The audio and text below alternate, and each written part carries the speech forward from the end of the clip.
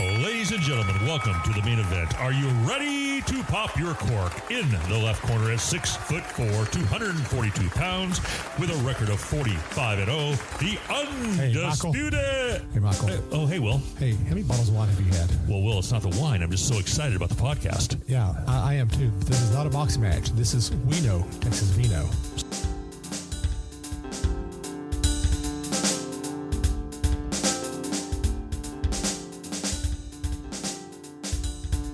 Welcome back, everybody, to We Know Texas Vino. I am your host, Will, and today we're coming from Dove Ridge Vineyards in Weatherford, Texas. And today I got some amazing guests here. In fact, actually, we have the beautiful and amazing Lorinda. Wave at the camera, Lorinda. And we also have Joey. Go ahead and wave at the camera, Joey.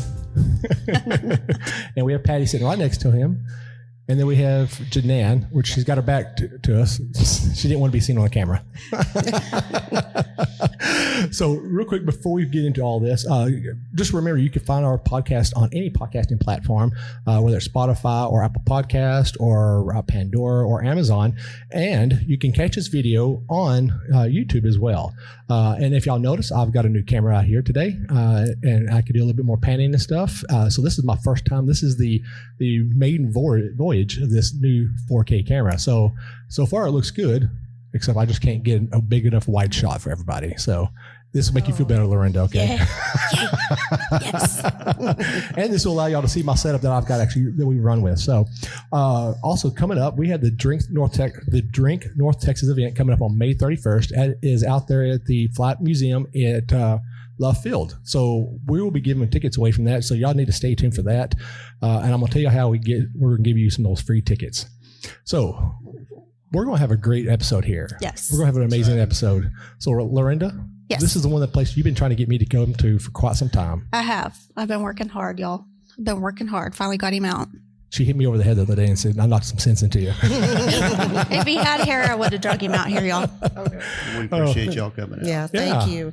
Well, Lorinda, why don't you go ahead and kick this episode off since this is your baby? Okay. Well, I think, obviously, I forget how many years it's been since I came out here, but I came out here to do an article for Texas Wine Lover, one of your sponsors, and absolutely fell in love with the people, the wine, the facility, the atmosphere.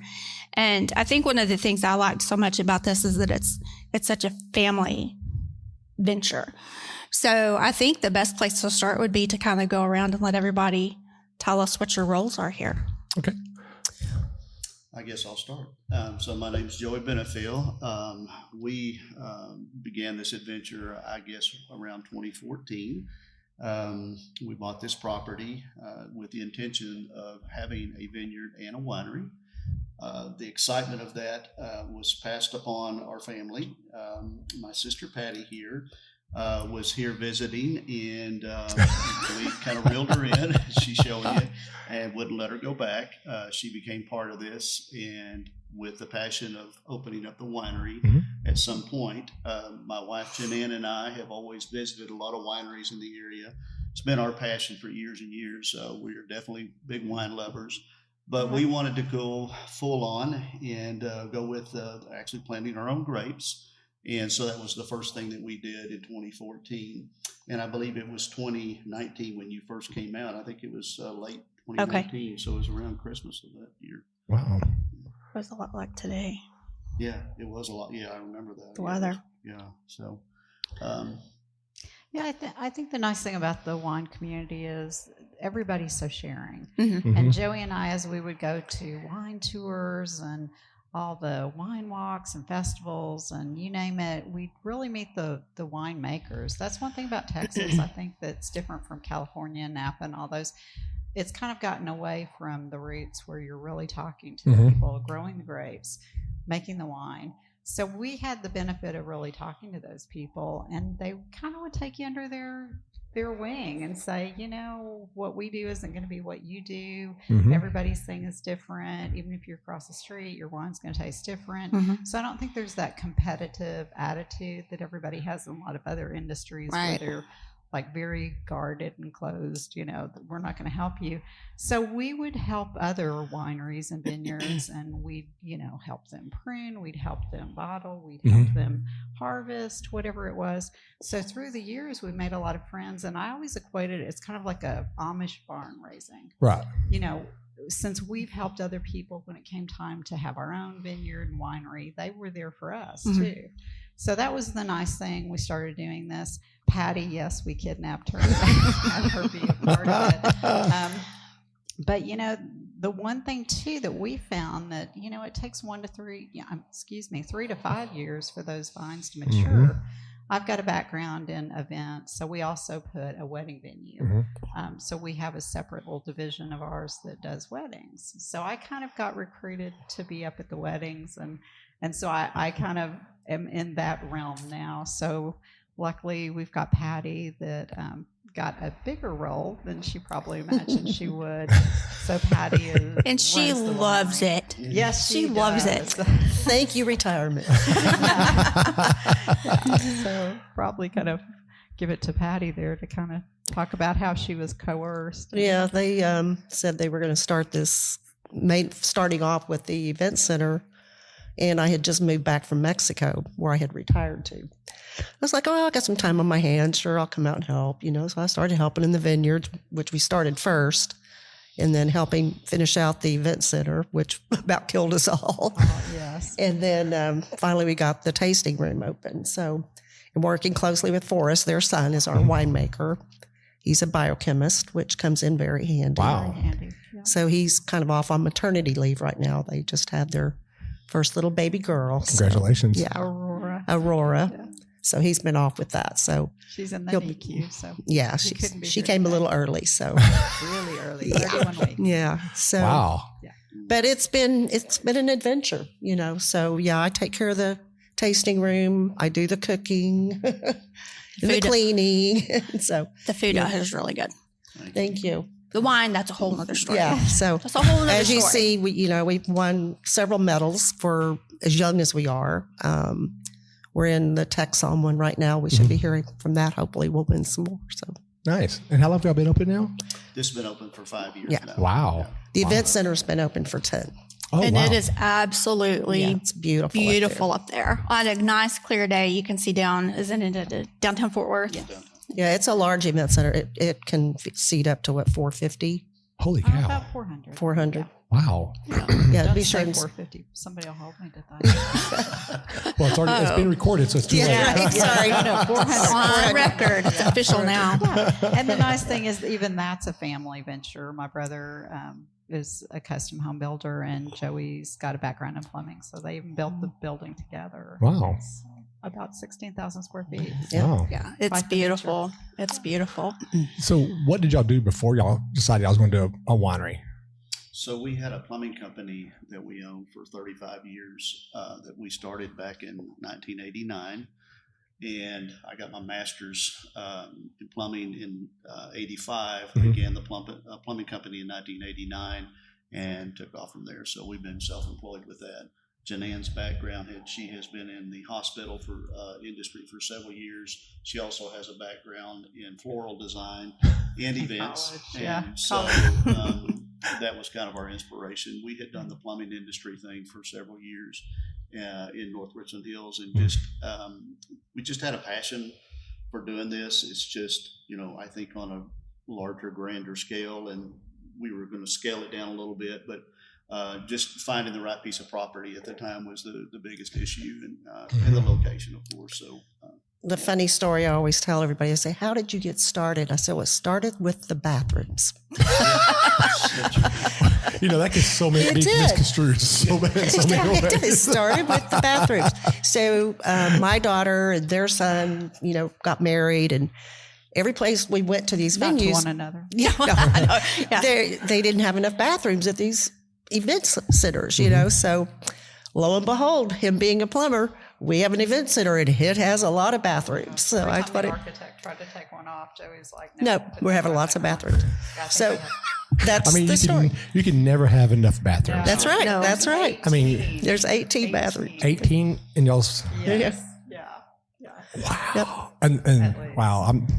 I guess some of the events that we had been to, you walk in and there's 2 restrooms, you got 300 people there, and there's a line. I thought, people are here to be with their family and friends. They don't want to stand in line at the restroom, Like you're because you're drinking at weddings. And Right. stuff. So we went pretty big on Yeah, that. so that's the story I tell On her. both ends of the Wow. building, but that's how it started. Well, Wow. the funny thing about the building too is we thought, just those 3 to 5 years we're waiting for the grapes to mature. We'll do this wine, we'll do it as a venue, and then we're going to transition it to a winery. So if you go out there, it's really based with a huge bar, so we could do tastings. Mhm. We have a kitchen there, so we could have, done everything that we do here. Mhm. But then we became very popular. Yeah, makes too much money. Destination, and we found that was a great way to fund the vineyards and winery. Right. So, then it just became a venue. Nice. And then we built a smaller winery. Right, here, right. So, It's perfect though. I love it in Yeah, here. I It's think it's beautiful. intimate and It cozy. is. It is. Yeah. Um, I'm sorry it's taking me so long to get out here. I know. I can't wait to see the springtime. Everybody said it's a hidden gem. It That's is. what they said. I mean, like I said, right down the road here is Casual Fridays, and I've been there, and so it's really nice coming out there. But drive a little bit farther out here, and you get to see this amazing little gym. It's a destination. Yeah. People feel like they've gone to the hill country. Yeah, and I just drove into this, and granted, right now we're in the winter time, so everything's in hibernation mode right now. But springtime, when this starts blooming, it's beautiful. I bet it's beautiful. It's beautiful. we've got 66 acres. We grow 9 acres of grapes, 9 different varietals. So that's, You have 8,800 plants. Yeah. Wow. So, what's your favorite varietal that you grow out here? Sangia. Really? Oh, no, Petite Syrah. Uh oh. Well, we're that whole vineyard right there is all petite. So this year we should get a really good crop off it. Well, We most should, of it, It's yeah. his 3rd year, so yeah. Oh, okay. So that's fairly new field. this is Yeah, it's a replacement. Yeah, you always go through things like Ice-Mageddon and then the drought the following year. So it's surprising, as resilient as grapevines can be, they can also be very fragile. Yeah. So we've lived and learned and had to kind of replace some things. It was Yep. pretty hard to lose our Tempranillo. That Yeah. was like taking, I don't want to equate it with children, but No, you're, you can. you're on your Oh, you hands still and can. knees, Yeah, putting Joey. those little sticks it's a in lot and of seeing work. them grow, and then they're bigger than your arm, Uh-huh. and then just a drought takes them out, and you're just. Joy and I were in tears out there Yeah. taking them out. I couldn't even be down here. I couldn't. Yeah. I was just, I can't watch it. Well, people come in and ask me what's my favorite wine, and I tell them which one's your favorite kid. Yeah, True. that's a good way to. Or what day of the week is it? Oh yeah. But, it's amazing that y'all have got this little place out here. Now, how did y'all come across this? I mean, y'all just didn't drive by one day and say, "Oh, that's where we're going to grow grapes." Well, how did y'all come across this? So I've got a friend that's a realtor, and she was trying to get us out in this area of Weatherford for a long time. And we're on Tucker Drive, which is part of the Tucker family. If you go probably half a mile further down the road, there's a 1800s homestead for the Tucker family. Mhm. They were one of the original founders out here of this community, the Woodies, the Tuckers, the Wrights, the Cherries. Carters. So the Carters, which are all in there. So there's so much rich history out here in Weatherford, and we had looked for a year. And she is kind of a relative of the Tuckers, so she had known this property became available because as people pass away and their children inherit properties, they're not always in the position that they want to be where their parents were or where they grew up. So we were fortunate that this was one of the first pieces of property that they let out of the family. And, at first, because you're in a community of a lot of rich history, people were, get reared up like, okay, what are you going to do with that? And when we explained what we were going to do with it, they really embraced us. They were like, no, we love that. There's beautiful white-winged doves out here, henceforth the name, Dove Ridge. So there's a lot of wonderful culture here, history, just natural aesthetics. And they liked the fact that we were bringing agriculture back to the area. Yeah. And so, but you have to realize when we found this property, and people are still like, oh, you can grow I know. grapes in Texas. We're like, yeah, we had the soil analyzed. You can really do it. And we always tell people, they've been growing grapes in Texas since the 1700s when the monks started doing it. So we had the soil analyzed, but people would drive by and they're like, what are you doing here? And so it's fun to kind of educate people, this is what we were Had a gonna gentleman do. that drove by, I guess, in the first year that we were beginning to prepare this vineyard over here. He pulls in the gate. My nephew and I were over here drilling holes, and we'd already had it landscaped pretty much to where we wanted it. And he pulls in and he looks over and he gets out and he's got his bib overalls, and I guess he had hay in the back, and I know he was heading to his land. And I said, sir, where do you live at? And he goes, I'm about 2 miles down the road. And I said, all right. And he goes, what are you doing? And I said, well, I'm about to plant some grapes over here. He goes, you can't plant anything in that rock. Are you crazy? And I said, well, they tell me it will. And I said, I've seen it grown. I said, you look at the culture of California versus what's going on in other countries. I said, rock is, vital for Yes, these. Spain, Portugal, all those, they grow them on the rocky hillsides, and because they don't like wet feet, they like good drainage. So we'd have to kind of do that education, but I think everybody was betting against that we would succeed. When we planted the vineyard, as you go up to the event center, we actually had jackhammers to get holes made. Wow. Yeah, Wow. That's It's impressive. pretty solid. It's Yeah. pretty solid. that's our Vermentino's just. Oh, So you do Vermentino. Vermentino or in that hard Oh. rock. Yeah. And is that lime? Excuse me. Is it limestone-ish? It is. Oh, yeah. Yes. Nice. All Great the wall 12. that you see over here that goes up the top, that all come out of the ground. Okay. Everything that we drilled over here was pretty much limestone. But those up there, the first 4 rows that we did, which is probably about 600 plants, we had a golf cart and a jackhammer and a generator, and we were driving down through there, and we had to rat-a-tat almost 450 holes just to get through it. I mean, that you just shine the bit on the drill trying to even get a hole in there. Wow. And some friends of mine were out here. He said, this is just not going to happen unless we get a jackhammer out here. Right. So yeah, it took us about a week or 2 to get those holes in there. I bet your teeth rattle for weeks after that. A little sore. Very sore after that. Oh, I was man. younger back then, I could do a little bit more of that, but yeah, it was an incredible amount of work. They do have tractors nowadays where you have jackhammers on it. Yeah, yeah, now they definitely do. Yeah, Yeah, but the great thing about that minerality in that soil, though, you always hear about the Parker County peaches out here. And the very first year of our Vermentino, it tasted like peaches. And I was like, wow, okay, the secret is it's not really the peach trees, or it is the peach trees too, but it's the soil soil. minerality. Yeah. Yeah. It really casts that intense peach flavor. Mm-hmm. Well, the one thing that I tout to everybody when they come and taste wine is I tell them, well, Texas wines taste different than California wines. I'm like, well, yeah, it's a different soil, it's a different environment, it's different weather. Altitude is even different, and so because of that terroir will make a big difference in how that wine's going to taste. And when I start telling them that, and actually, I work at Landon Winery in Grapevine, we have a big Texas map of our AVAs that's up there, and I show them, hey, these are AVAs, and this is why it grows so well right here. And when I show them that, well, first off, they're in awe that we grow so much grapes.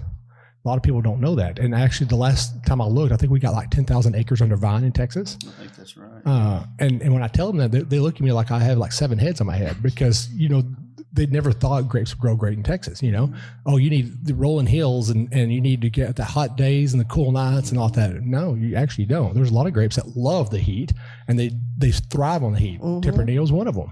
And actually, another one I found out that loves the heat is Torragado. Torragado loves that heat. Right. So, people, that's a lot of the reasons why I started this podcast, because I want people to know that Texas has a very thriving wine industry. Absolutely. And it's not going anywhere anytime soon. No. Yeah, we have a Tempranillo that we had produced here at this vineyard for several years. The elevation here is about 1,050 feet. Then another one that we also get is from Third Ramingus area, Okay. Rush Creek.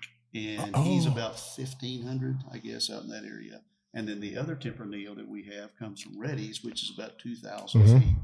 So at some point this spring or maybe early summer, we're going to try to do a trifecta. The 3 temps is what we're going to call it, and just have different elevations and taste the 3 different ones. I love that because a lot of people don't realize, like you said, they don't realize how the elevation, the soil, the what we know of as the different terroirs, how they really affect the flavor. Yeah, because they're all 3 totally separate, different soils. That's why I think it's good to do verticals like that, just so people can experience it and see the difference between, or like I like to do them with grapes from like different areas. Get grapes, maybe they came from the high, the high plains, one from the hill country, and just see how different they really are, even though it's the same grape.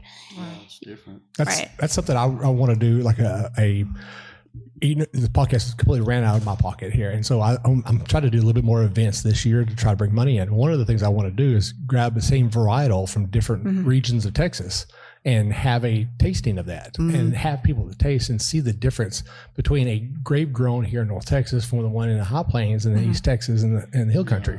Because when you taste that, let's just take for Tannat, for example. Okay. The Tannat that I drank a couple of years ago, the grapes came from the high plains. Could not drink it. It was so tart and it was so dry. It's like I actually picked a big pile of dirt and shoved it in my mouth. It was so dry. But I went down to the hill country and I had a Tannat there, and it was so jammy and it was so smooth and it wasn't heavily dry, and it was just really, really good. And I was like, oh man, my mind completely changed about Tannat. So I came back home and tried that Tannat again. I was like, yeah, I can't drink this. And I think it's funny too, because up in the high plains, they have so many grapes. You also have all the mechanical harvesting. And I think that changes the taste too, based on the hand harvesting, because I think you get more leaves and branches and things like that in that mechanical harvesting when you're, fermenting everything. So. Well, and I think also when you mechanical harvest, also you're kind of pre-breaking the grapes. And so when you do that, you're taking in elements outside the leaves and the sticks and the snakes and the spiders and everyone else that's out there. We get a lot of bugs in ours. Well, let's just call them mog, okay? Yeah. But I mean, gone down that rabbit hole. But I mean, there is, I think, a difference in a hand harvest versus a mechanical harvest, because the simple fact it's not pre-breaking those grapes, because you want that grape to stay as whole as long as possible. I mean, eventually they're going, as you put them in the harvest bucket, they're going to start crushing because of the weight. But at least they're staying with the family. You don't see the air quotes there, but at least they're staying with the family, and the juices all meld together. Whereas when you machine harvest and you do that, you're getting all the other stuff with it as well. And you're losing bricks too. Yeah. Forrest always tells us, the minute you harvest it, the bricks are starting to drop too. So. There's so much chemistry and so much that goes into the thought process of these winemakers. Yeah. So pretty amazing. And I think a lot of, too, with Texas wines, it's about educating people. We have people come in all the time, and you're like, oh, this is, a Picpoul Blanc, or this is a Dolcetto or Montepulciano. And they're like, well, what's that made of? What grapes? Montepulciano. So you don't want to Montepulciano. You got to do the whole Montepulciano. Exactly. But, that's the thing is they're so used to asking, oh, I just want a cab, or what tastes like a cab? Well, nothing tastes like a cab. Exactly. That's a cab. That's a cab's cab. But, or a Pinot or whatever. But, so you kind of have to walk them through. And I love it, because it is that education process of finding what their new passion is. Because like you said, different regions grow different grapes. We're more like Spain, Portugal, Italy, those warmer, more temperate climates.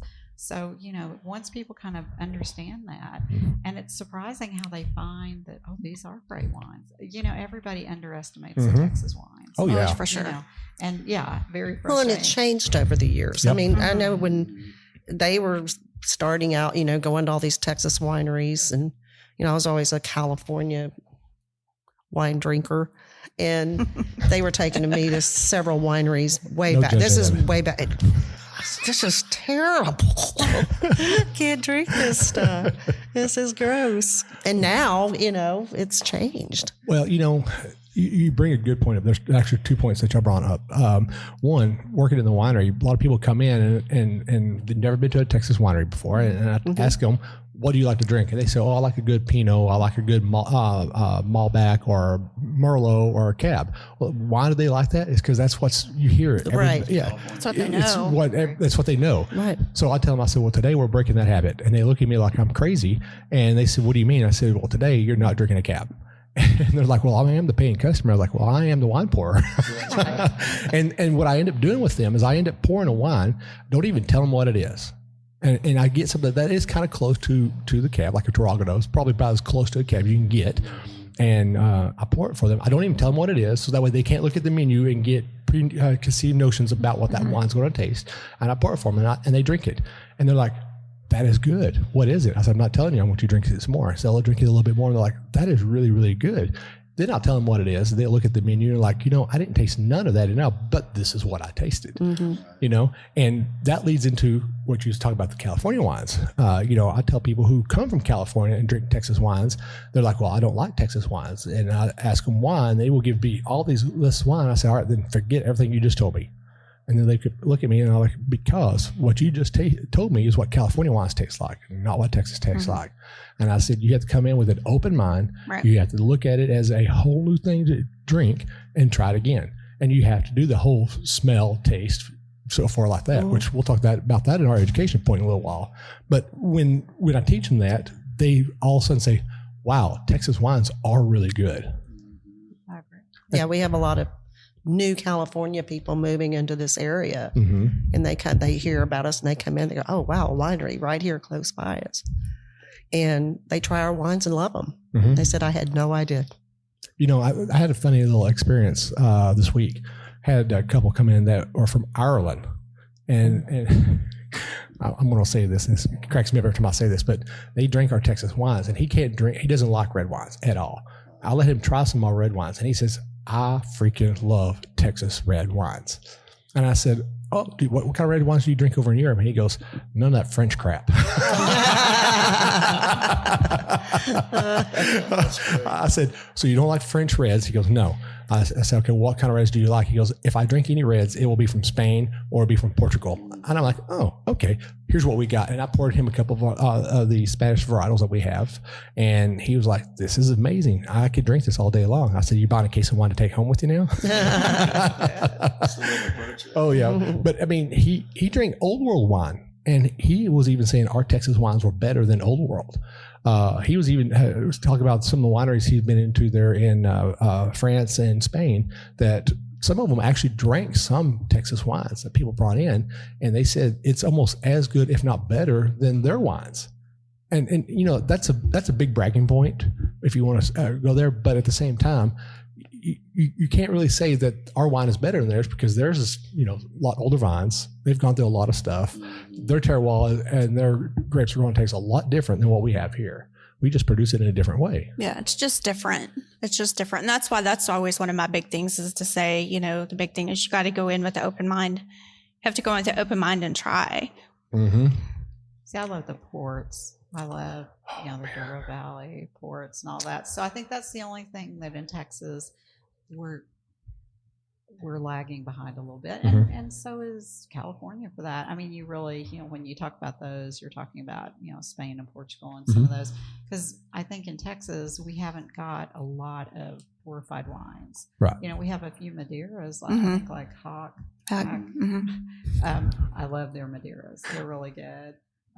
But as far as, with Dr. Bobby, we've lost him. He used to have La Buena Vida, and he had some amazing ports that he had been aging for 25 years. Wow.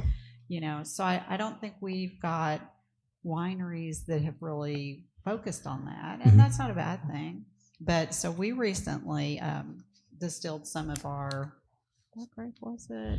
I think it was the Arcat. It was the Arcat. Just so we could work with playing with the fortified wine and everything. So we're excited about that. But I think that's another thing, people don't have any conception of what that's going to be like too, because that's something you don't see as frequently. I experienced something very interesting last night at Lost Oak. So they said about 8-9 years ago, they lost a barrel of Viognier. I mean, first off, how do you lose a barrel? physically lost Like- it or just lost it? like physically lost it. They didn't know where it was at. And they were doing some deep cleaning and they found that barrel way in the back somewhere. And they didn't know what it was because it wasn't labeled. And it was a Viognier that's been in that barrel. And let me tell you something. That was probably the best port style wine I've ever drank. Wow. Holy cow. And I ended up buying a bottle. I wake up this morning and I said, dang, I should have bought that bottle. We had one year our Tempranillo got to such a high brick. Was it almost 30? There's Wow. 31. Close to It was 31. Holy Yeah. cow. Yeah, and it just happened really quickly. It was extremely hot, and before we could get the group together to harvest, I mean, it just went off the map. And Forrest was able to turn that into the most amazing wine, and we called it our high brick Tempranillo. Mhm. But it was the closest to a port we Yeah. ever had. Wow. And we still have people coming in asking if we ever That is had any more of gone. that. I think we had a No, run of about 32 cases of it. Yeah, It was only that was about 10 it. rows over here, but we were able to salvage the others. But those It was so 32 good. cases sold out Amazing. within like a month or something like that. It was just fantastic. Every once in a while, you just have those rare Mhm. varietals that'll come along and just be perfect. Yeah, And yeah. you wish you could have that same climate and temperature and brick level. Right. But that may never happen again. Right. Yeah. So that's the fun thing about wine too. You never know Mhm. what you're going to get. You have no clue. Well, No clue. so Wild cards. getting here, I told y'all that I bought my Tempranillo. So it's been aging for about 16 months in a 5-gallon old-fashioned barrel. And when I say old-fashioned, so the distillery that I got it from, everything he does is all Texas-made spirits. And he does his old-fashioned in a 5-gallon barrel, and he ages it for about 2 months in it, and then he serves it.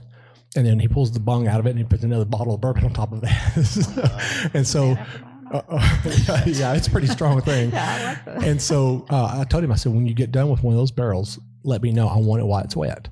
And so I got it, put my Tempranillo into it, and it's been in it for 16 months. And I kept it at a very low SO2 and a low TA on it. And man, when you smell it, it smells so much like a port. I mean, it was such a heavy port style. But when I got ready to bottle it, I kicked it up to a high SO2 on it, so that way I could lose that 15% on it. Raise the TA on it just a little bit more on it, so that way it will come down as well. And so hopefully, come March, it will be ready to drink. We'll have to come try that. Yeah. Yeah. So- when We told gonna him- get together. and We try told him it. he's going to have a You release email us. party. Yeah. Yeah. Well, Release I'll bring party. the steaks. Well, I've got to have at least 3 bottles for the competition in Buddha, and then I've got to have a couple bottles for the TF Vineyards competition, But after that, I mean, we're going to see what happens, If it's great, it's great. If it's not, well, then you know what? It's my first mistake. I learned it and go forget, So that's what I love and hate about making wine. You only get one time a year to do it, and you mess it up, you done screwed up, and you can throw it in a barrel and fix it. So why did you want to take the alcohol down? Just out of curiosity, instead of leaving it high like a port would be. Well, I wanted it to still be high. I haven't. I need to test the ABV on it. I have not tested that yet, so that's my next thing I got to do.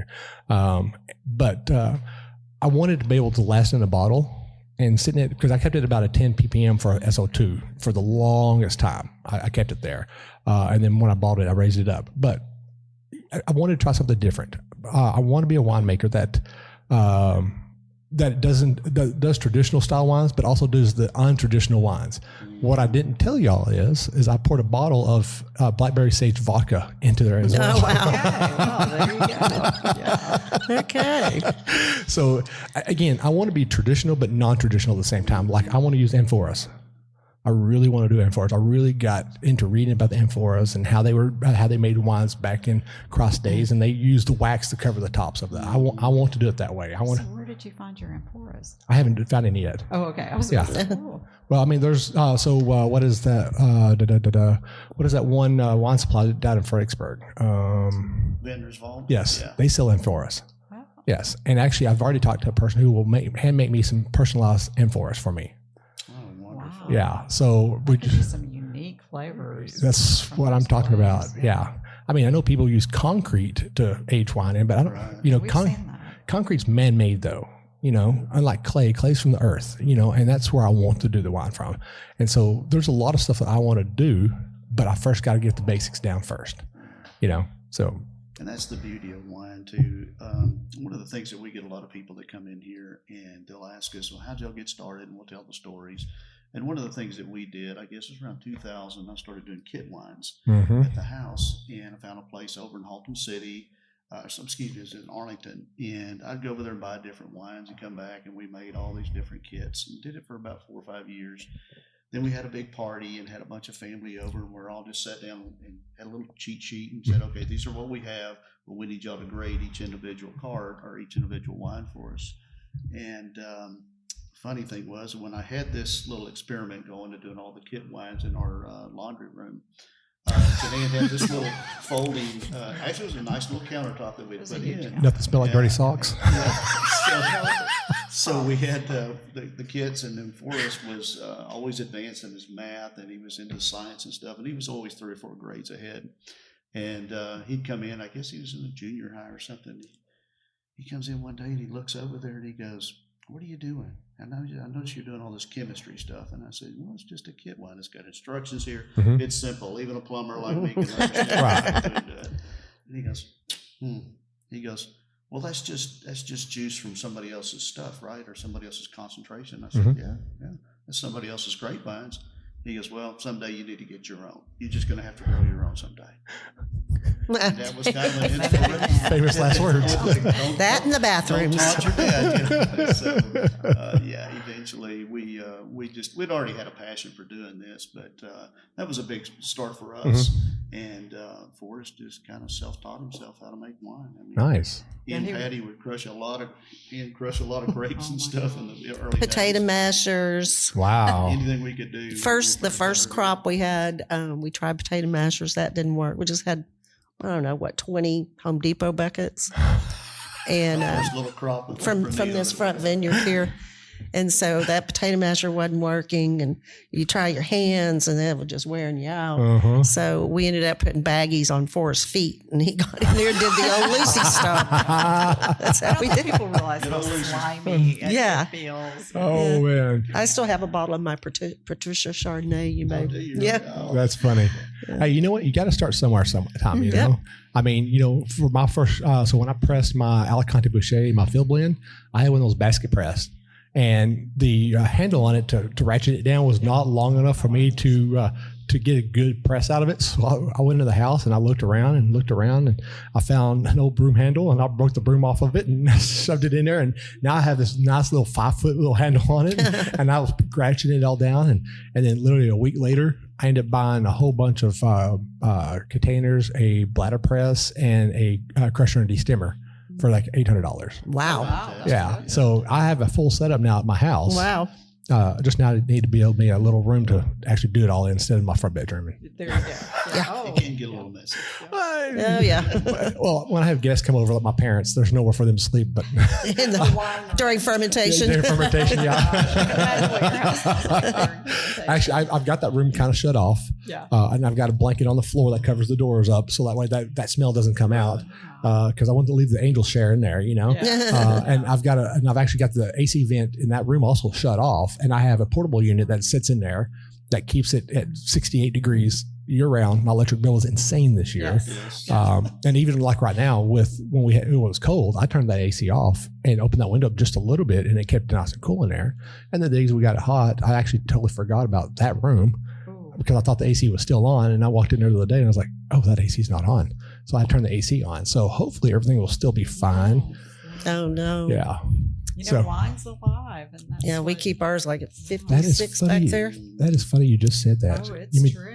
you I mean- mean, it's alive, so it reacts to heat and cold, and I think the changes in our moods practically. Some of those wines can be doing one thing and Mhm. suddenly do something totally different. So it's funny you actually just said that. Is the label of my wines that I'm going to have is El Vino e Viva, which means the wine is alive. Yeah. That's my label for all my wines. Oh, that's neat. See? Yeah. So I've already got that. I'm actually working on, I had to get labels done. I haven't even started on labels yet. And I got to have labels ready for this competition coming up. And I don't know about y'all, but when I work on my own stuff, I'm very OCD. I don't like this. I don't like this. I don't like this, but I can work on your stuff and we'll sit here and you talk about it and I can come up with something amazing for you, And be done with it. Yeah, and be done with it. Like my own, like the website for the podcast, it was actually the first time I built a website for myself that I was actually really happy with it. Like I was like, I'm done. I'm good with this. I'm not going to do anything else to it. But my labels, I've made some couple of design choices, and I'm like, nope, I don't like that. But I think I actually came up with an idea. I think what I'm going to do is at the very front, you'll see a grapevine growing up, and the cordon's coming out with little sprouts. And then in the background, you'll see the vineyard behind it. It kind of like faded out. And that one vine has given life to the rest. You know, it's funny you talk about that, because we started with, we're going to keep it consistent. We're just going to change the names. We're going to do this. And it just evolves through the years where it's like, oh, no, we're going to do this. And so now our wines have creative names, and Forrest has really gotten into the wine label design. Yeah, we just turned him loose. Do whatever. I gave up. He lets me write the descriptions sometimes, but we all get in here and do those tastings and trying to find what notes is everyone kind of getting. And I always tell people that too, because they're like, oh, what's this going to taste like? And I'm like, well, it tastes like whatever you think it tastes Yeah. Exactly. But, you know, we try to get a consensus of things that we're all, you know, we may have a page full of 20 things everybody thinks it tastes like, but there's usually 5 or 6 out of there that everybody That are consistent. Yes. Yeah. So those are the ones we'll play up. But, you know, I don't know if y'all have ever heard of that website called Woot. But, It's got me in trouble many years ago. yeah. Well, they would do the craziest copywriting and everything. And in college, I had a degree in commercial art and advertising. So I appreciate people like copywriters, like Woot and everything. So I try to get creative with, you know, the wine labels, and Forrest shoots that down. He's like, yeah, just no. so it's funny because, you know, his point is you want people to actually kind of know what this wine is like, and you don't want to play with funny stories. So we try to do a blend of both, you know, make mom happy, make Forrest happy. But yeah, we have a lot of fun with that. So I think you'll evolve over time. You'll start with this great one with the cordons and the vineyard in the bag, but don't be surprised if, you know, 5 years down the road, it's something different. Yeah. Well, you know, the reason why I'm calling it the wine is alive, because without wine, we would not be sitting here right now. You know, and a lot of things that I attribute to what I've done in my life since I started drinking wine like 5 years ago, 6 years ago now, that I wouldn't be doing it right now because of it. And wine is life, you know. One of the things we joke about all the time is you don't hear about bar fights in a winery.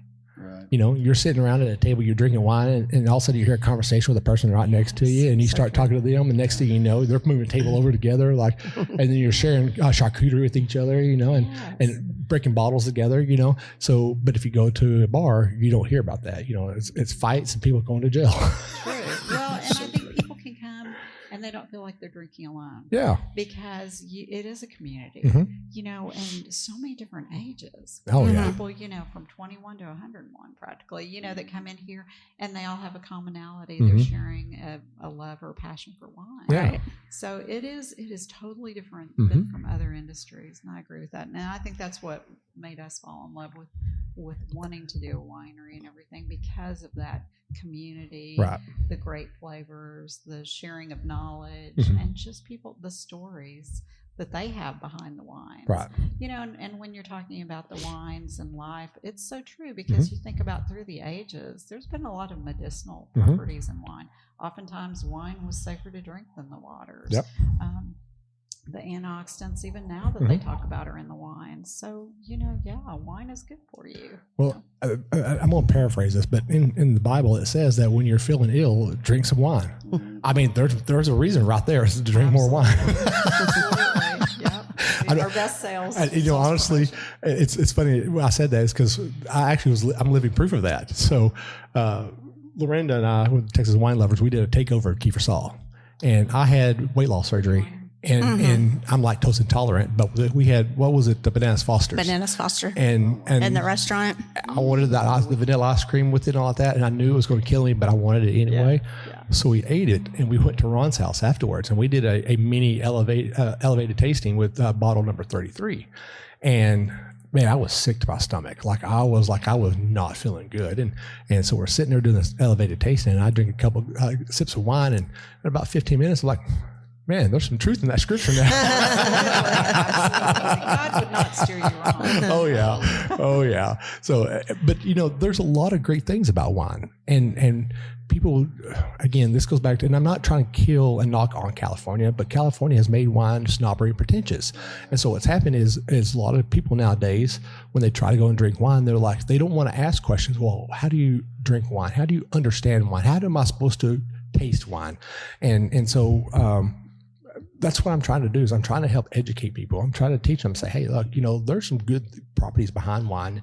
You can have a lot of great flavors, a lot of great memories. You can have whatever you want from this bottle of wine. And people are trying to learn that now. And it seems like more now so than ever. Yeah. And I think, when people ask, well, what's a good wine?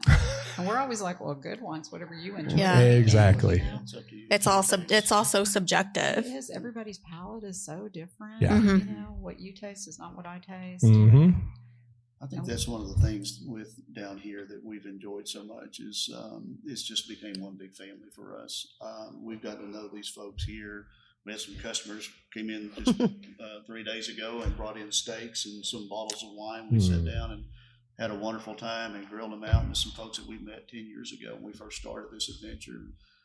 We went on vacations with friends and wine club members and stuff. It's one big family. We're like the Cheers out here in the Yeah, area. we are the Cheers Everybody knows your name. Yes, yeah. It does, and it's a blessing to us to be able to do that. One of the things that we like to do with our wine club members every year is a lot of people come in here on the weekends and they're like, hey, what's that building up at the top? And we're like, well, there's a wedding going on. You really can't go up there. So at the end of the year, we always throw a big party for our wine club members and we take them to the top. And this last year we did a drone show for them and had a beautiful time up there. So we've been doing that now, I guess, for 4 or 5 years. Hey. I look forward to in September, they're already, what day is the Christmas party, so we can get it on our calendar. And it's a lot of work for us, but they love it. But, and I think we actually had a really good conversation with this, with somebody yesterday. I'm trying to think who it was. But how does wineries, get people to come in? You have to give an experience. Granted, you can just throw a building up, throw some tables on it, and have some, a little meat and cheese on it, and have some wine. But you have to bring an experience, because that's when you start getting your repeat people coming in. Is that experience? And you don't find 2 wineries with the exact same experience. Every one of them is very unique, and that's what I love about Texas. This is because there's so many people here. We have so many different styles of experiences that we provide because y'all have family members that does drones. There's y'all's experience right there, and then, you've got, let's say, Lonesome Vine that has that whole motif of Lonesome Dove. Lonesome Dove. So it's each place has their own little experience, and that's what brings people back. And I think also it's your staff. That's exactly what I was fixing to say. That was the next thing. So I'm not here most of the time when we're open. If I am, I'm back in the kitchen. You are. So Joey's out drinking wine. I'm in the kitchen. Joey's our social butterfly. But our staff is Phenomenal. the key. They are excellent. Can we give a shout out to them real quick? Sure. Yes. Yeah. Zulima, Nicole, say hi. Come here. Don't be shy. They are amazing. Well, I'll And say, they both work in the vineyards too, and help make Zulima's our winemaker's assistant, but she works in here. She's been working in the vineyard all week with Joey, so they do it all. But I have 2 other people. Yeah, Nice. they're very to the bottle. I mean, they're involved. They're and the They're customers amazing. love them. I've come in here. I've come in here several times. Y'all know up here. I've also come here several times where y'all never saw me. Oh, Uh-oh. I've snuck in. Yeah, I think Ninja. last time One time you were on the patio because I didn't know it was you. We were, my dad and I came out and met with Karen and Craig. Yeah. But I've come in a couple of times and y'all don't know I'm here. That's But good. y'all were here. I'd sneak in and I'd usually come sit back here in the corner with my head down. I usually have on a ball cap. And the lady, her costume. I think the last time I did that, I just finished a harvest, I think out of RK maybe. And I was looking rough. But I was like, man, I'm out here. I want to go get some wine. So I just snuck in and came and sat back here in the corner. And the ladies are always fabulous. Oh, Yeah. God. It's like some people think, oh, well, they do it because, you rap for Texas Wine Lover. But I'm like, no, I've come in with people, new staff, and they're just always really They're always nice. They're very knowledgeable. They answer any question you have, and they don't ever make you feel any sort of way. Right. You know? They're not pushy. Right. No. But they'll sell you some wine, but they're not shoving it down your throat. Yeah. so. But no, they're always fabulous here. Yeah. Well, I just realized something. We got wine sitting in front of us, and y'all haven't even told us what we're drinking. I know. You poured it. I don't know. What'd you pour us? Oh, well, this Well, is I know our what this award-winning is. Pickleball Blanc. We're very proud of this one. We just won Best of Class in San Francisco on this one. Congratulations. You know, I love me a good Pic Pole Blanc. Oh, So this is out of y'all's vineyard? it Yes. is. Mhm. Most of our Nice. stuff is State. estate ground. We have 1,000 plants. Mm. So that's our first year, right? Yes. Yeah, that's our it's- first year. Yes, that's our first year. The first harvest. Yeah. Nice. That's really Yeah, good. so- I like That's that. really It's good. very good. I love the finish on that. That's Mhm. because a lot of the Pic Poles I drink, they have a little bit of acidic finish on it. On the bite. Which Yeah. I don't. And yeah. that was the tasting notes too from San Francisco. They said lip because stinger. we talked about it being a lip stinger traditionally, that particular grape, and that was the tasting notes were like, while this says that, it really doesn't have much That's acidic. that's the one thing I don't. And that's what they liked about Yeah. it. That's the It one was thing a smoother finish. So I'm the same way because that's one thing. To me, a pick pull, it's hit or miss. Lip stinger, I get it. I don't like so much the stinger part. Right. Mm-hmm. Yeah. So it's like when they're nice and a little bit mellow, not quite as acidic. That's when I really like them. This one's really good. Yeah. It's Yeah. nice when it surprises you. Yes. When a wine isn't what you expect it to be, or it unfolds and there's so Mm-hmm. many different layers in it. I mean, that's what's fun. Yeah. We had a It's great just- growers class out here. I think it was 2019, and Michael Cook was here. And we walked down. He said, "Are you getting ready to plant?" I said, "Yeah, we're going to plant 2020, 2021." He said, "What are you planting?" I said, "I'm not real sure yet. I haven't really decided." And he goes, "You probably ought to try Pic Blanc." He said, "Give it a try." He said, "There's not a lot of people growing that in the state right now at this point." Mm-hmm. So we did, and then we planted Dolcetto up there, and then we expanded it another. Dolcetto's been great. Dolcetto's I fantastic. love Dolcetto. And so we added to the Petite So Sirah that versatile. we have I here. love So we have Dolcetto. another 400 vines up there to the Wow. end of that plot. So Yeah, I can't wait till our petite. Well, we do have some in the tank back there, but we don't have any bottled right now. So that's always a big. Well, hit. you always can go sample, Yes. It's called quality control. Yeah, right. Yeah. No, Joey does tank to tank to tank. I remember the first upgrade we got on tanks because you always start out with the smaller vats, and I think the first year that we got to 1,000 liters, and they had the little sample tap. And We were like, oh no. I said, is this Dad's cut right here? Is this one like the test sample with? But of We're gonna course, have to go put a Forrest lock is on it with the key. Well, keep the key Forrest wants hidden. to- Actually, Forrest he'll come in and there'll be wine on the floor. He goes, my dad's been out here again. You're supposed to clean up your trash. We won't clean it. Forrest won't clean it up, so I end up going in there and cleaning it up. Your production is supposed to be sanitized. That's it. Yeah. All times. Yeah. Well, what are y'all drinking? This is Polarity. It's a Polarity. It's a great red blend. Yeah, it's Petite Sirah, Sangiovese, and Dolcetto. Dolcetto. Oh, Yeah, it's real good. It's been real I'll be your popular. next glass. Or okay. That one's real good. Sangio or That Pinot. and what was the first one y'all came out with? Was it Ether? Was it Ether the Ether. first big sold out. blend? Yeah, we're sold out now. Everybody comes in asking about it. So. I still have my bottle. That's in You that. better keep that's it. in that one wine fridge I have. That's my single bottles that I don't want to touch. Yes.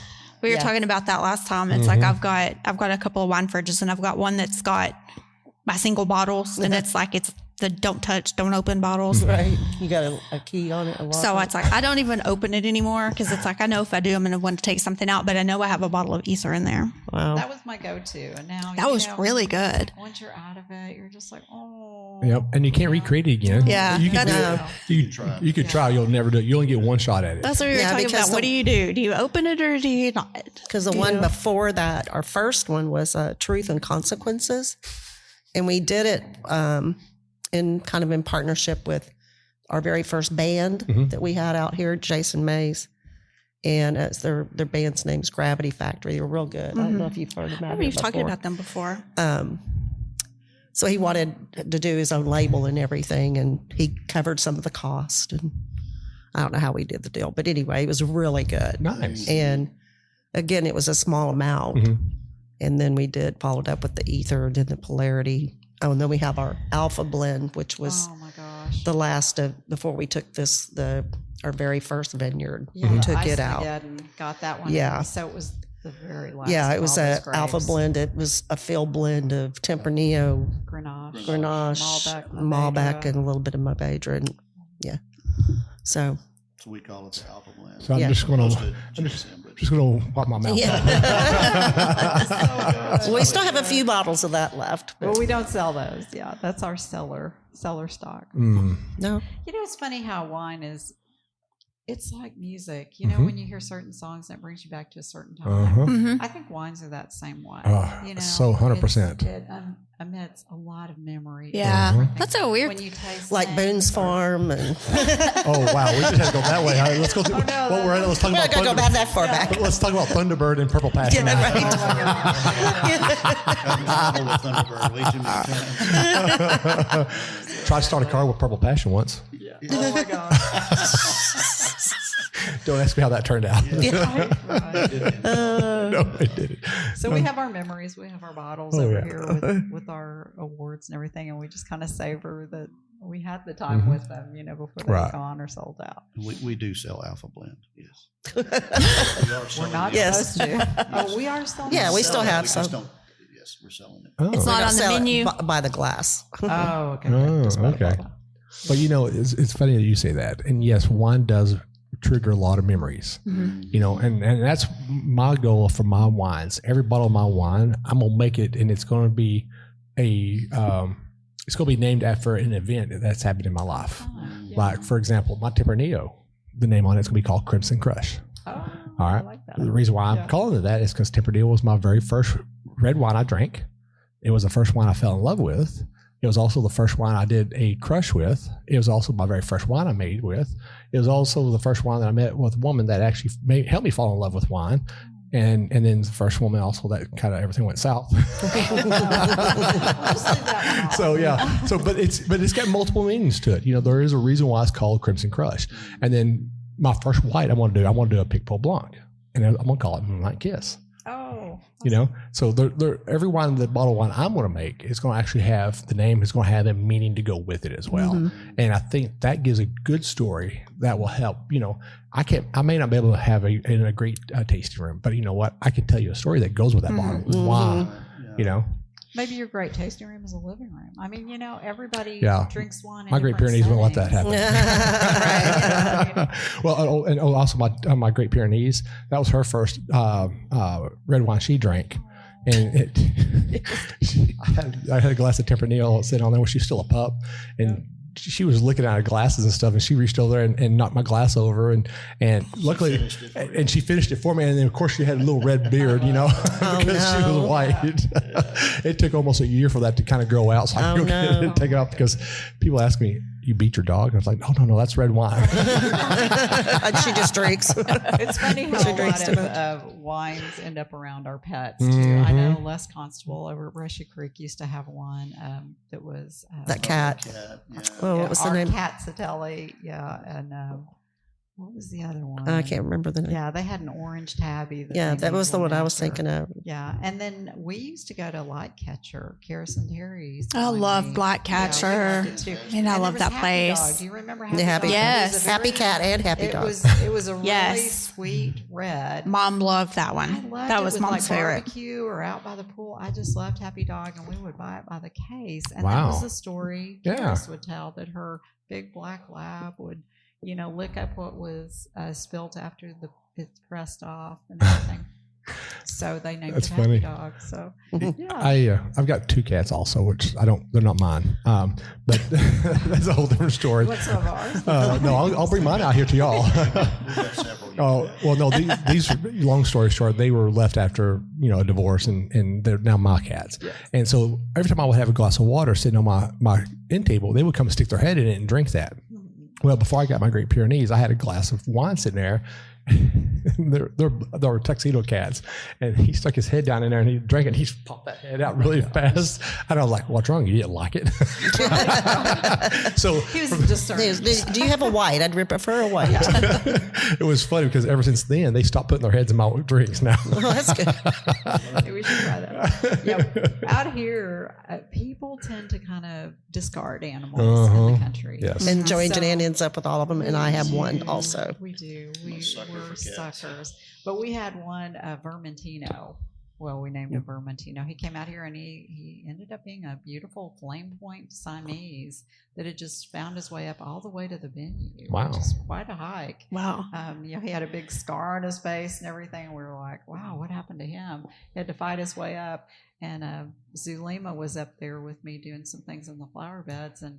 And she goes, there's a cat in here. I'm like, oh, don't tell Joey. Don't tell Joey. I'm in like supersonic hearing. He's like, what? There's a cat over there? And the next thing you know, and then it was going to be the winery cat. And everybody loved Vermentino. Oh, he would just go sit on the tables. He was very social. But then, the weather changes. You get worried about him. And all of a sudden now he's at our house.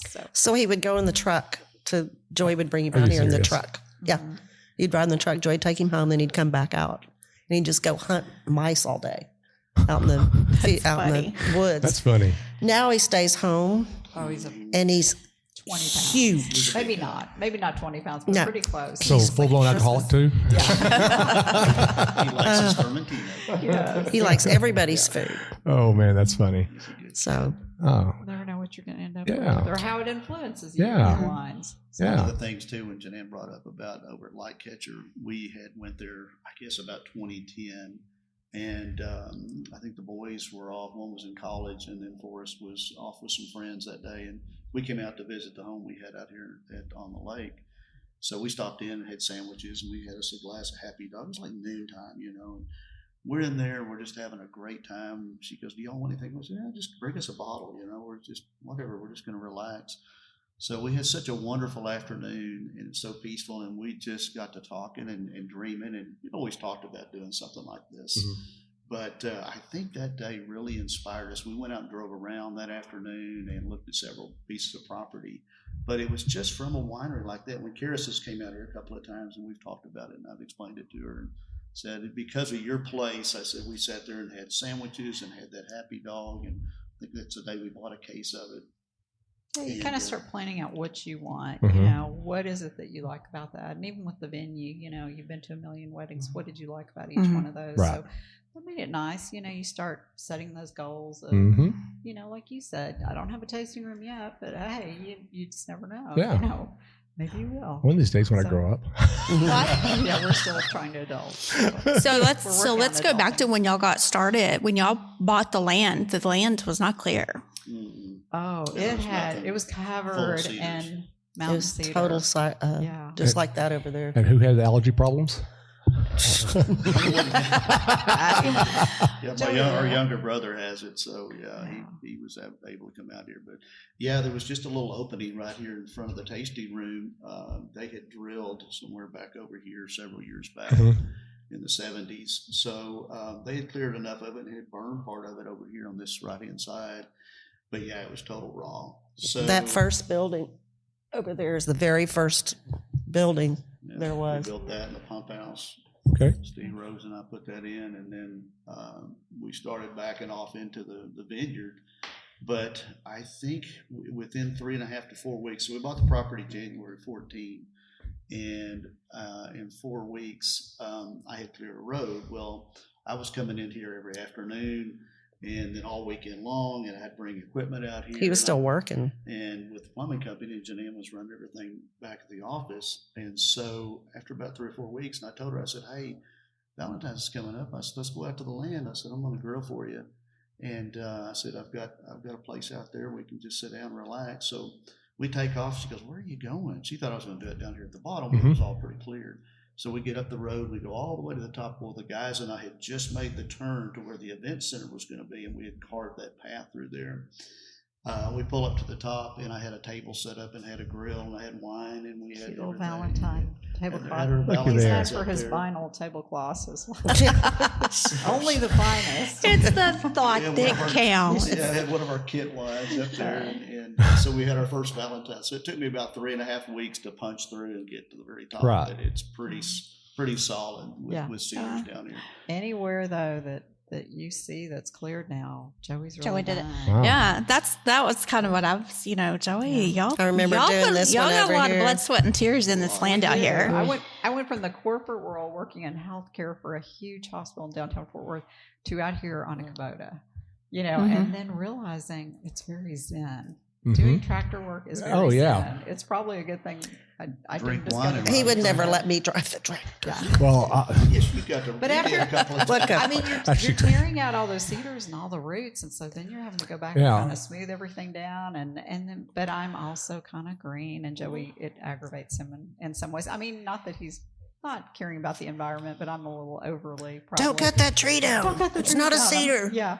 So, you know, but we have reused all the cedar stays. If you go Right. to the venue, you'll see that all these, you know, The cedar fencing. and everything. So we've really Okay. been able to do that. Okay. See, to me, I think that's interesting. Aside from the fact that out here it's a true family affair, but it's like y'all have really put A lot of work. a lot of work. And I'm not saying everywhere doesn't do a lot of work, but I just know how this land started. yeah. It's I yeah. think the biggest challenge too has been the rocks out here, and that's what the gentleman had said when he first drove up here in 14 and saw what I was drilling. The into. shelves. Yeah, it's just a shelf rock. There were Yeah. several little caves and stuff back off our property back over here. But he goes, yeah, you go down about 1.5 foot, you're gonna get in some pretty thick rock. He goes, you're gonna need a bigger tractor than Yeah. that. And we have found some big slabs of rock in certain areas out here, but it's definitely a challenge. I mean, Yeah. you just don't go rent a trenching machine and cut a path over Right. it. It's an adventure to move 100 feet Yeah. and dig a trench down. But and that's the good thing about it too. With a lot of it, with my background in the plumbing industry, is a lot of it was construction. Mhm. You know, building all this, and then our passion came in with the vines, and that's the thing I love. I love tending to the vines. Day in and day out, I'll just stay out there all day long and work with them. I mean, they don't argue with you. They don't talk back. Yeah. And if they do talk back, you just clip them. Yeah, there you go. I don't like how you look. But I think Joey sells himself short because it is almost a lot of civil engineering, putting the roads in, seeing the vision for where everything's going to be, and that's a lot of work. And that drive up there, it's beautiful, especially like I said in the summer, Mm-hmm. you know, when it's just full and lush and green. It is so pretty out there. Experience. So pretty. Yeah. So, And I then think right even- now, with them trimmed, Mhm. cut back, they just look so neat and tidy. I don't know. It just Mhm. looks. Yeah. We do a lot of little tours and golf cart tours and stuff. Starting in about April, we'll take people Mhm. up there and just show them around. I think it's It's just beautiful. So unexpected for Yeah. people driving through the vineyards. They don't expect for us to look like that, you know. And we used to apologize, like, "Well, we're not California. We don't have." We don't want you but to be after- California. After going out to California and Napa, we're like, Joey and I would like, ours looks actually nicer than a lot of these vineyards out here. So Yep. hey, no apologies now. Oh, yeah. So I do have one question for you, Joey. Do you still take her up there every February 14th? It makes me work every February 14th. What's Especially ironic? for Mother's Day next week. It Yeah, was 2 years usually after after that. Yeah, we came out here on Valentine's, and the temperature was like it was yesterday. Yes. So it's like 80 degrees. It just had a bunch of rain and stuff, and we had all these huge piles of cedars over here. So we spent all of Valentine's at that Burning. brush up here. I will say though, we've had some of the most magical moments though when we've been out here. You know, you've got your burn barrels when there's a freeze, Mhm. you know, and they've leaked out, and we're like, oh, please, Mhm. don't freeze and lose this bud break. So we'll have burn barrels going, and we'll just grab a bottle of wine and watch the sunrise. Okay, I know it sounds like we're alcoholics, but we're not. No, that's. But you know, you're sitting there and you're just hoping and praying that everything works out for your vines. Yeah. And then you're just sitting there having that moment of just, wow, Mm-hmm. we're so blessed to have what we have. Yeah. And to think of all the years and what we've gone through and where we're at now, Yep. it's just pretty magical. Yeah. So even in the weirdest, strangest moments when you're just taking that moment, Yep. you know, that's when it's the best. Yeah. Yeah, most definitely. Well, I really do love y'all's story that y'all have here. So for our listeners out there that they're listening for this, where can they find you online first off? So we've got two different websites. The winery is doveridgewinery.com. It's got a beautiful selection of all of our wines, the awards that they've won, descriptions. Our events coming up. Events coming up. Yeah, we have a lot on Facebook and Instagram of like food trucks and bands and everything that'll be out here.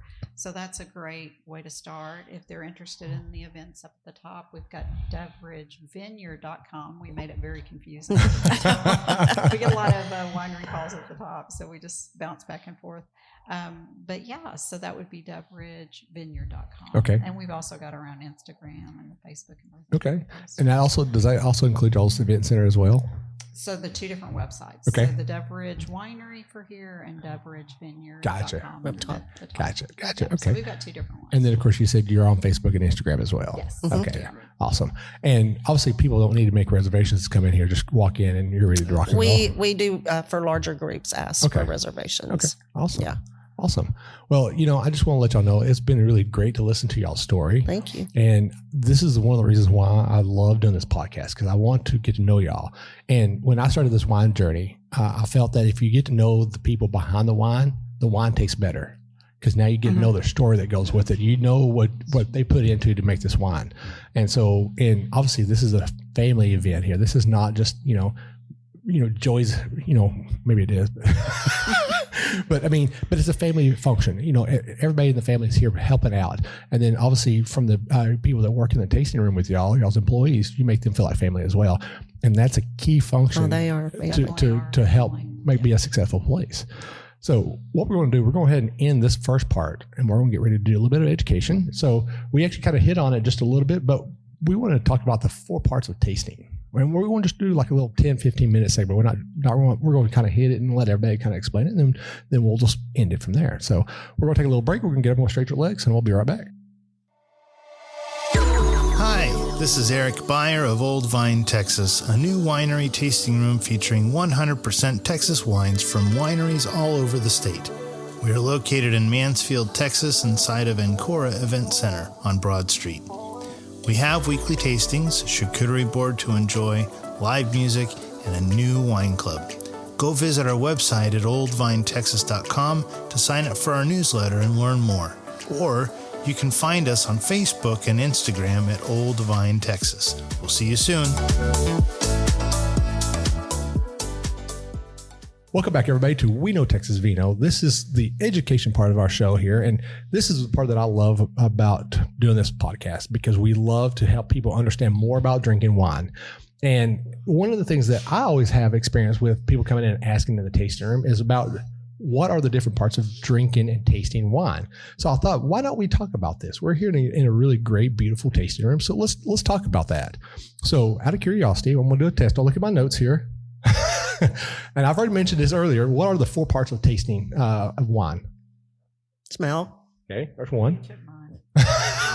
Well, taste, because that's the most important. That's 2. What's the other one? There's 2 more. Think. Okay. 1 more. You're missing the important one, the very first one. I knew he was going to do this. Swirl, sniff, taste. Well, What did I miss? swirl, and you're close. When you say swirl, you look at the wine. The nose. Okay. Oh. Yeah. Oh. So you The legs. you smell, you taste, and you think. No. Okay. So let's break everything down in the smallest part. We want to try to keep this about 10 or 15 minutes. So what are you looking for when you actually look at your wine? I look at the color. Okay. Color. I look for legs. Yeah. Loretta. Just in my wine. This is not ZZ Top commercial, okay? I think for me too, it's mainly the color is what I look at. Yeah. That's what I look for, is color as well. So when you look at the color, what are you looking for? So I like the kind of deep, bold colors. I don't want it opaque. I obviously want it translucent, unless it's a non-filtered wine. Okay. And then, it's going to be opaque. But what if it's a white wine? I just like the sparkle of it. Like, Well, the interesting thing is they're all Tell so us different about too. this When Yeah. you're looking at the color of any white wine. It's a trick question. It's a trick question. They are different. Clarity. For clarity, yeah. You look for clarity. A lot of it, you look for clarity is what you're looking for. For the most part, you look for clarity. And then, of course, depending on the grape, the varietal that you're looking at, depending on how dark it's supposed to be. Is it as dark as it's supposed to be for that varietal? Syrah is almost a black ink. Yeah. Yeah, so that's what you look for when you drink your wines. So on the smell, this is always the fun one, So when you smell, there's no wrong answers here. So what do you look for when you get a smell? When you smell your wines, what are you looking for? For me, for one, is it bad? Has it gone bad? That's number one thing. But how Smelling would for oxidation. Yeah. so for the layperson doesn't understand the terminology, which I'm still in that boat. What are you talking about?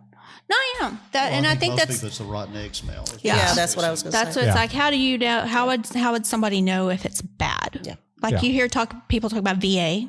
I'm like, for the longest time, I didn't know what VA was. Can you explain what a VA is? No. Isn't that the nail polish when it smells like nail polish remover? Yes. Was it volatile acidity? Yes, volatile acidity. Yeah. I was wanting to see if you knew. So Yeah. yeah, Can of open racket balls. I've never smelled racquetball, so I don't know. Okay, garden hose. Oh, yeah. Garden hose or grass or stone or Barnyard. I mean, I I think get grass. I do okay, get okay. grass. Yeah, I But get. when you say, a fresh open can of tennis balls or something, like, how do you get that? Yeah. If something smells like tennis balls, I don't think I want to drink it. Well, I could tell you some stories about that. So is I it? need another bottle of wine. Or it smells like steak. Okay, wait a minute. If it smells like steak, I'm drinking it. Yeah, it smells like steak. Syrah, like Syrah, a lot of Syrahs have a meaty.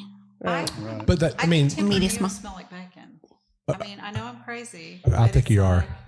like- well, when you smell it, have you just eaten bacon right before you smell it? I mean, I know it's supposed to be tobacco. Maybe that goes hand in hand with the leather. all that Sometimes we get the leather, It's like, leather, oh, this is- bacon. Yeah. I kind of get that bacon. Pork. Right. Smokiness. Well, Yeah. They're like, you smell bacon? I'm like, Well, see, we're all weird and Yeah. unique, but that doesn't make us wrong. Here's what the one thing that someone on the winemaker's notes. One person said, "How does asphalt smell or dirt smell like?" Well, and I'm sitting there thinking of that myself. I was like, did they just really get down on their hands and knees and lick that asphalt? Because I'm not going to do that.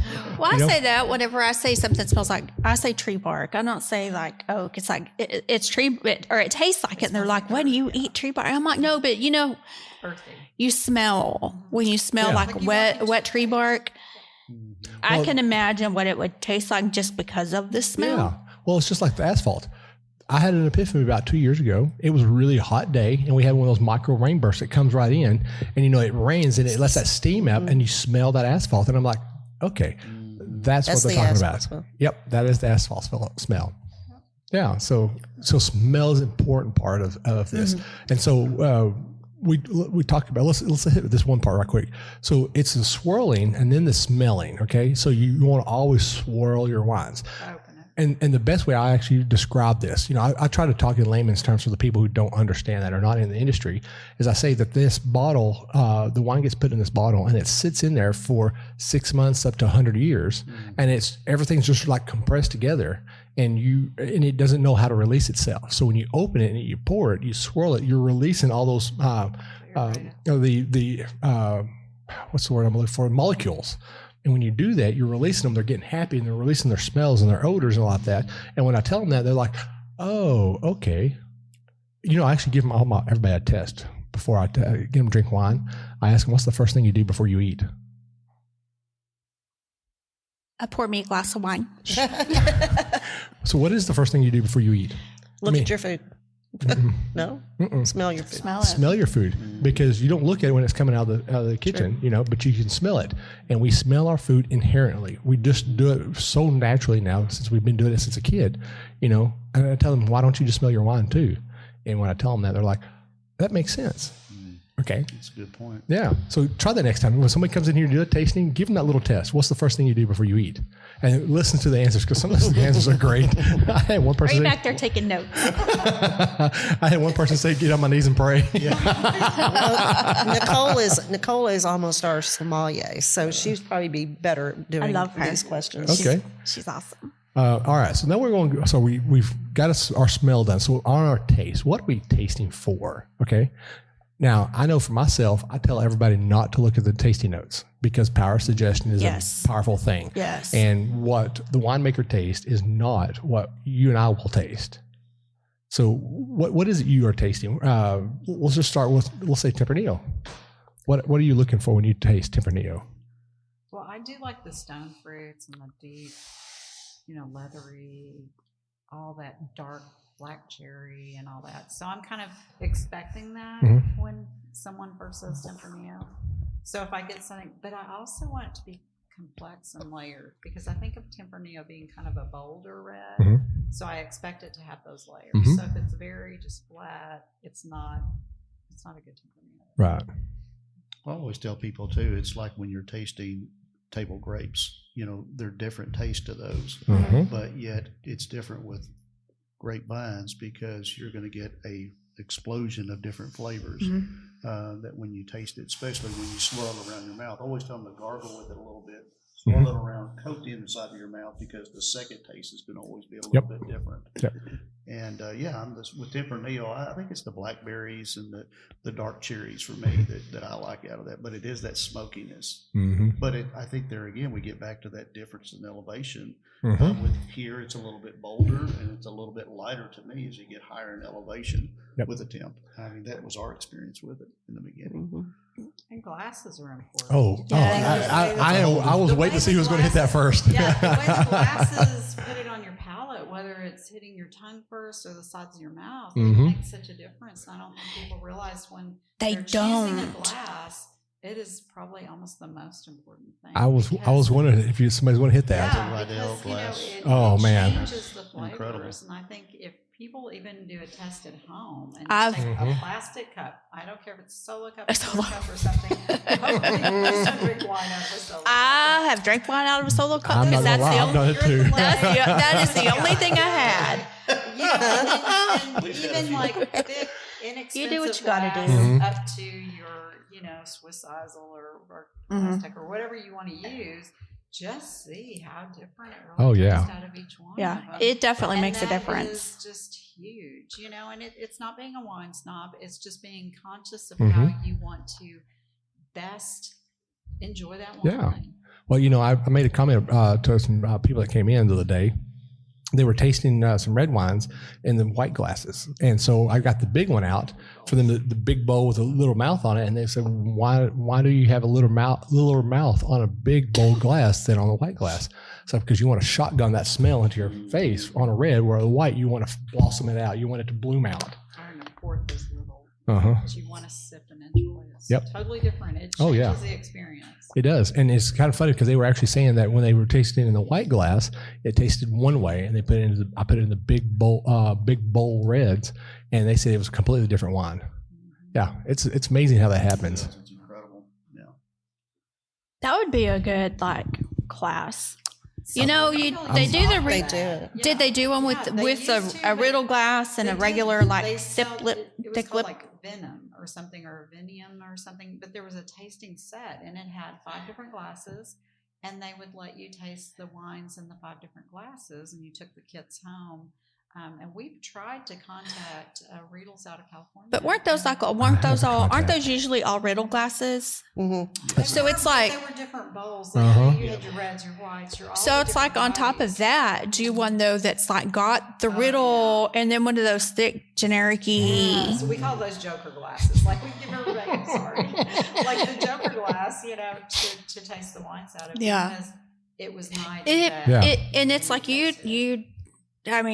Joe Blow off the street would definitely know the difference, because we did that. We did a tasting one time where we had the riddles and we just used the regular wine glasses that we had from the store before we knew. Right. It Yeah. really made a difference. Yeah. It really makes a difference. And here's what's even craziest is the type of glass is used also. It makes a So, big difference. Yeah, even the lead crystal is totally different Yeah. from the titanium, Mhm. like in your Swiss Isle, because it gives it a cleaner, Mhm. fresher Yeah. finish Yeah. or something. I mean, I know people are going to go, "Oh, really? Doesn't matter." No, it really does. does. Try yourself. I mean, we've done it. It We've will- done it. Get you a wine tumbler and put some wine into it. It's granted it's supposed to be cleaned out and sanitized where it can Right. not supposed to change or alter the wine the way the wine tastes, but Yeah. it does. It really does. And you don't want to. I know Jeff Cope has done some great little lessons Mhm. on don't put a lot of detergents on your glasses too, Mhm, it coats them. because it coats Yep. them and changes them Yep. too. So you really don't want to be, let's get the Dawn Power Wash and do these glasses, because it really will change and affect your Yeah. wine taste as well. Or if you're going to do it, if you're going to put it in your dishwasher, just- Don't do this. No, don't do that.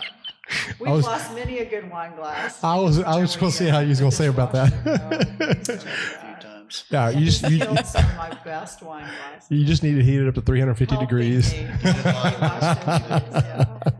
At least you were trying. He was trying. Oh my god! You tried. We have shards of glass in the bottom of the dishwasher. Oh man, and it's a lot of people. They just throw their. I mean, okay, let's just be honest with ourselves. We, as people in the industry, we know not to put our glasses in the dishwasher. Okay, specifically if you're going to use, what is it, Cascade or whatever, we know not to do that because it coats it. And then of course, we know that the best way to actually clean our glasses is hot water to kill the bacteria off of it, and then just to polish it and put it back on the shelf. Now, I want to know how many of y'all have actually polishers at home. Oh yeah, no.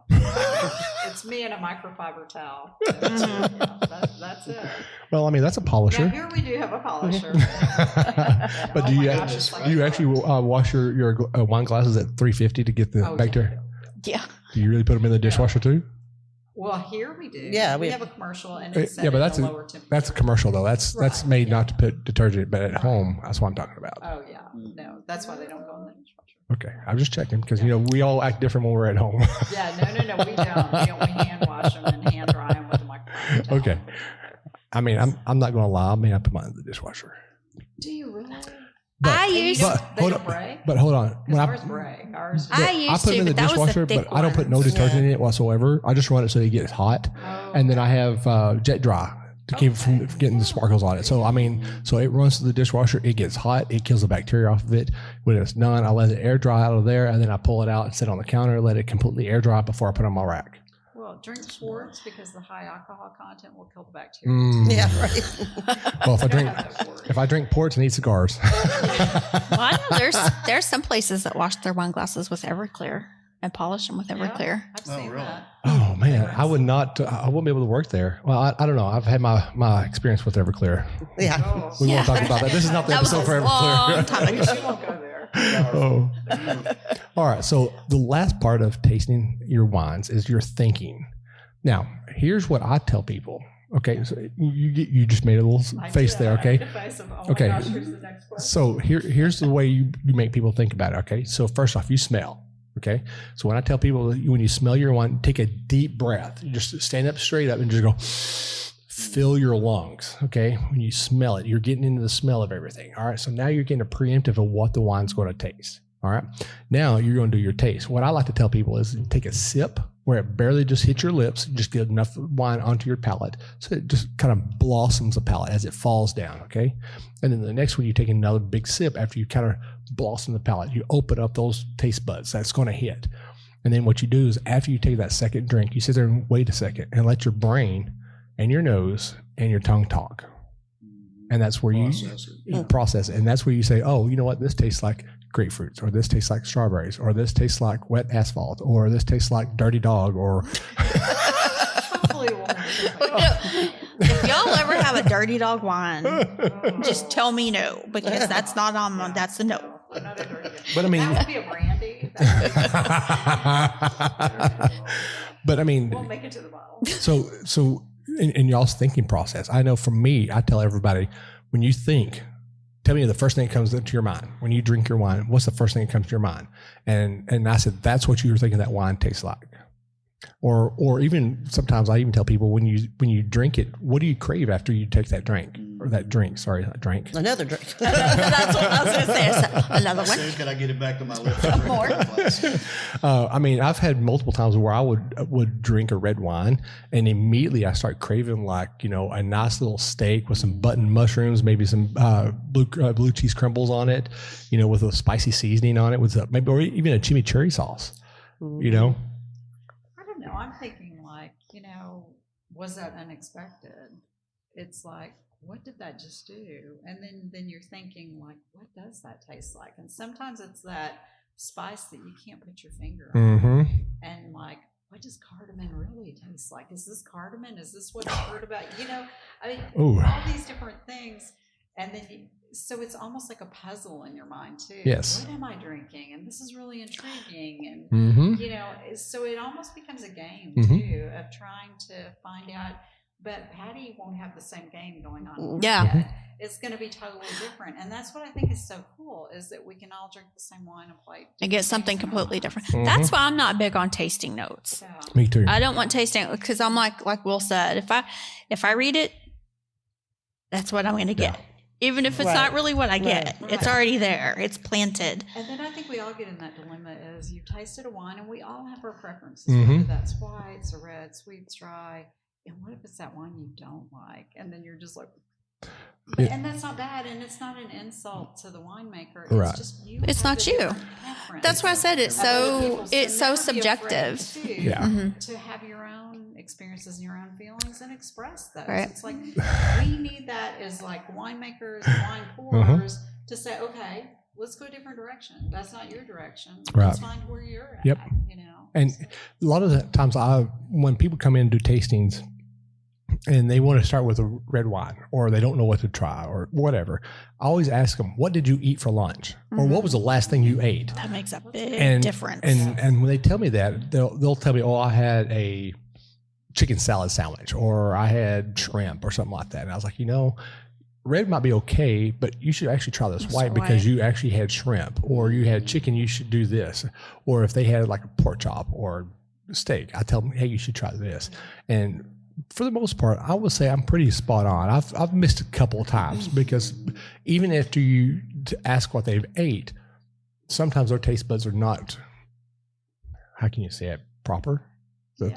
And I mean, think about it too. If they're trying to bounce back from a red and then, I want to try that white. You really want to start them with that white because it's lighter with less tannins and it's not going to coat their tongue to ruin that red. Yeah. I mean, you don't want to go from that red. You don't want to bounce back. So the same with food. If they just walked in and they've had a big Whataburger with onions on it.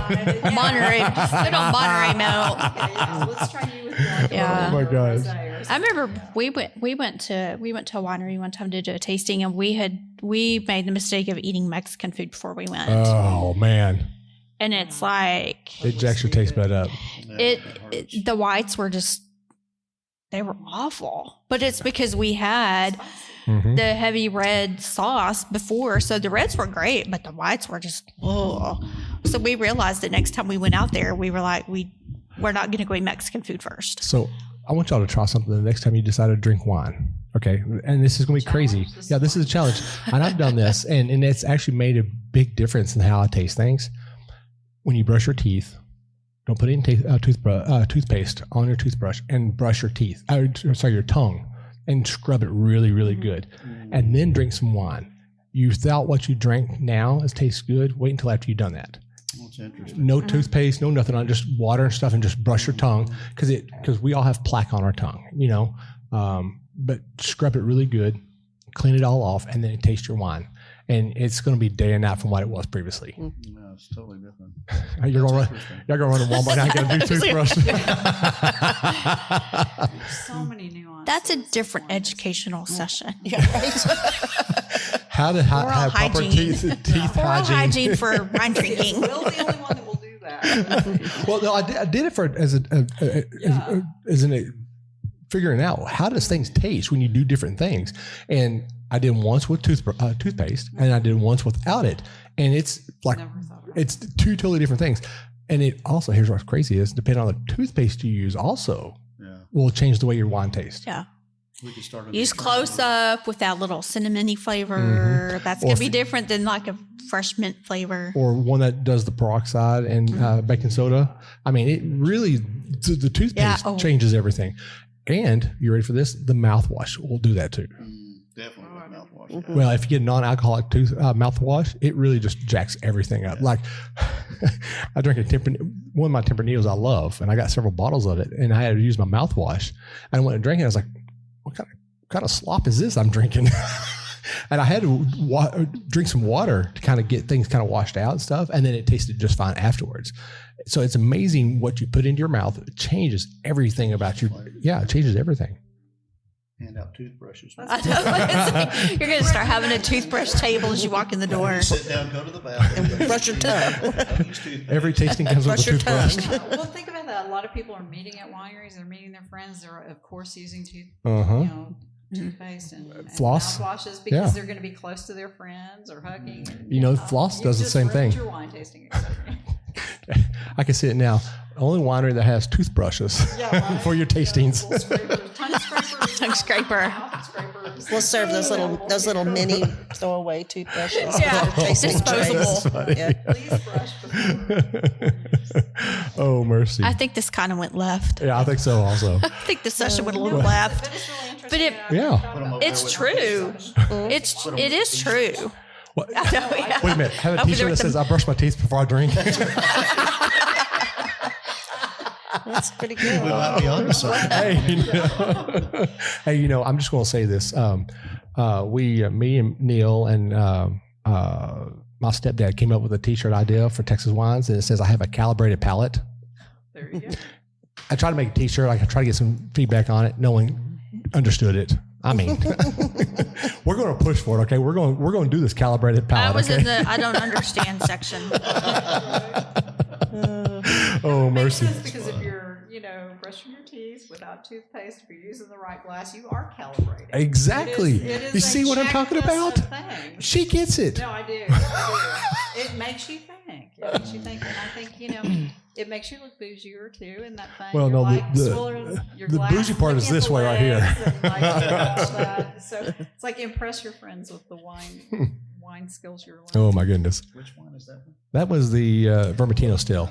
Yeah. I'm You're slow. Look at the legs on that. Wow, that's incredible. Yeah, our VIneyard, we say it's like a beach party in a glass. Mhm. Kind of fun. yeah. Freak forward. Well, folks, I really enjoyed this visit with y'all. I mean, It's a lot of fun. it's always fun to get to sit down with new people. A lot of people always, when I ask to do the podcast with them, they're all like very skeptical about it. And they're like, yeah, I don't know, not that. And the next thing you know, we're like, when are we going to do the next one? This was fun. When are we gonna do Should the be a next one? traveling Well, I mean, Let's go to the Exactly. next winery. Let's just make it a group event. that's kind of what I want to do this year is kind of make a group. Okay, so 555. We'll end with this here. So at 555, I had some groupies there. Oh, I love it. A lot of them came down from Houston, actually. Following. They were rowdy. Yeah, they were a little rowdy. They were a little rowdy, but it was fun. Yeah, it was fun. So, right quick, let me hit my sponsors right quick. So, obviously, Lorinda, I want you to go ahead and, since you're with one of our sponsors, why don't you talk about it right quick? So, Texas Wine Lover, the website, and Texas Wine Lover, the mobile app, your one-stop shop for all things Texas wine related. Yeah, it's probably one of the things I actually say you can go in there and you can maximize your wine drinking experience. Absolutely. Because you can figure out what wineries you want to go to. You can filter out what you're looking for. You can even find a place Fair to place to stay. stay, place to food, eat. Dog friendly. Yep. All kinds of stuff. Your So, one-stop shop. Yeah, one-stop shop. And then, of course, my buddy Eric over at Old Vine, Texas, down in Mansfield, he is trying to bring in Texas wines from the hill country from people who can't make it down there. And he has some really great selections down there. He's trying to actually expand even more. Right now, I think he's got 13 different wineries down there, and he's trying to expand it to be more. He wants more like 20 and 30 different ones. He's also trying to work on getting North Texas in there and East Texas and High Plains in there. So that way you can go into one place and drink all parts of Texas from one place, and you don't have to travel to it. So awesome guy. I like Eric. Eric is he's got. Towards the top of the wine, the hill country. Come on over. Yeah. Good plug. Well, I mean, so at the end of every episode, I'll always end with quotes. Okay. Sometimes they're funny quotes. Sometimes they're serious quotes. And sometimes they're like, Will, are you serious? You made that a quote? So I had to come up with some quotes because we've been doing this for 3 years. I had to really dig for some quotes this time around, but I found some good ones. So the first one is I drink wine because I don't like to keep things bottled up. That's good. That's true. I like that. Yeah, wine tends to loosen our lips. Uh-huh. Yeah. Oh, yeah. Overshare. Yep.